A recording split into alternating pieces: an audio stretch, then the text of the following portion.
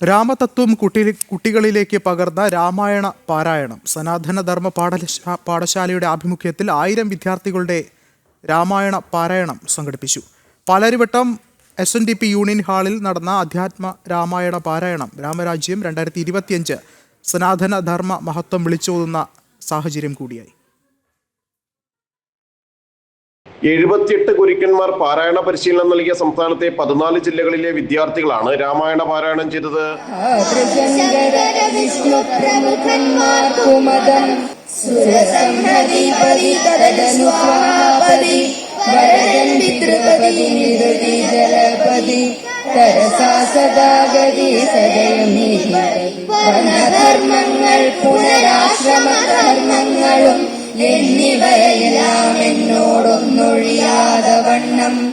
Retired ജില്ലാ judge സുന്ദരൻ ഗോവിന്ദ് ഉദ്ഘാടനം നിർവഹിച്ചു. സനാതന ധർമ്മമുണ്ടെങ്കിലേ ഈ പ്രപഞ്ചം നിലനിൽക്കുകയുള്ളൂവെന്ന് സുന്ദരൻ ഗോവിന്ദ് പറഞ്ഞു.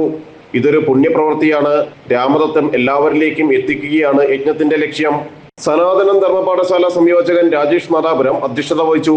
Ram Rajya programme vice chairman PV അധികായൻ, കോർഡിനേറ്റർ ശ്രീകുമാർ പരിയാനംപറ്റ, സനാതനം ധർമ്മ പാഠശാലയ്ക്ക് ഭൂമി സൗജന്യമായി നൽകിയ മാണിക്യൻ രാധാകൃഷ്ണൻ എന്നിവർ പങ്കെടുത്തു. ഏപ്രിൽ മാസം മുതൽ ഗുരുക്കന്മാർ കുട്ടികൾക്ക് പരിശീലനം നൽകി വരികയായിരുന്നു. 7 കാണ്ഡങ്ങളിലെ തിരഞ്ഞെടുത്ത ഭാഗങ്ങളാണ് ഓരോ ജില്ലകളിലെയും കുട്ടികൾ പാരായണം നടത്തിയത്.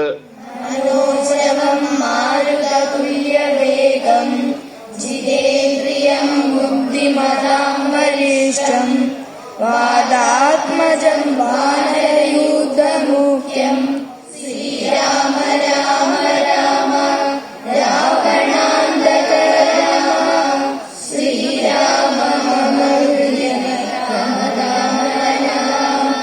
രാമായണം പ്രായമായവർക്കിടയിൽ വായിക്കേണ്ടതാണെന്ന മിഥ്യാധാരണ തിരുത്തുകയാണ് സനാതനം ധർമ്മ പാഠശാലയെന്ന് സനാതനം ധർമ്മ പാഠശാല സംയോജകൻ രാജേഷ് നാദാപുരം പറഞ്ഞു. രാമായണം പ്രായമുള്ള ആളുകൾക്കിടയിൽ വായിക്കേണ്ടതാണ് എന്ന ഒരു മിഥ്യാധാരണ, 60 വയസ്സിന് മേലെ പ്രായമുള്ള ആളുകളാണ് പൊതുവെ രാമായണം വായിച്ചുകൊണ്ടിരിക്കുന്നത്. എവിടെയോ വെച്ച് ഹൈന്ദവ സമൂഹത്തിനിടയിൽ വന്നു. എന്നാൽ ഈ ഒരു ധാരണയ്ക്ക് മാറ്റമുണ്ടാകണമെന്ന് സനാതന ധർമ്മ പാഠശാല തീരുമാനിക്കുകയും ഒപ്പം ഒരുപാട് ഹൈന്ദവ പ്രസ്ഥാനങ്ങൾ തീരുമാനിച്ച് ഒരുപാട് കാര്യങ്ങൾ ചെയ്യുന്നു. പക്ഷേ അതിനൊപ്പം പാഠശാല അതിൻ്റെ 14 ജില്ലകളിൽ നിന്നും 78 ഗുരുക്കന്മാരെ കണ്ടെത്തി കൃത്യമായിട്ട് 2500ഓളം കുട്ടികളെ രാമായണം പഠിപ്പിച്ചു. അതിൽ 1100 കുട്ടികൾ ഈ പ്രോഗ്രാമിന് വേണ്ടി രജിസ്റ്റർ ചെയ്തു. 1000-ൽ പരം കുട്ടികൾ ഇന്നിവിടെ പങ്കെടുത്തിരിക്കുകയാണ്. 2019 രാജേഷ് നാദാപുരത്തിന്റെ നേതൃത്വത്തിലാണ് സനാതനം ധർമ്മ പാഠശാല ആരംഭിച്ചത്. 14 ജില്ലകളിലായി 48 താലൂക്ക് സമിതികൾ ഇന്നുണ്ട്.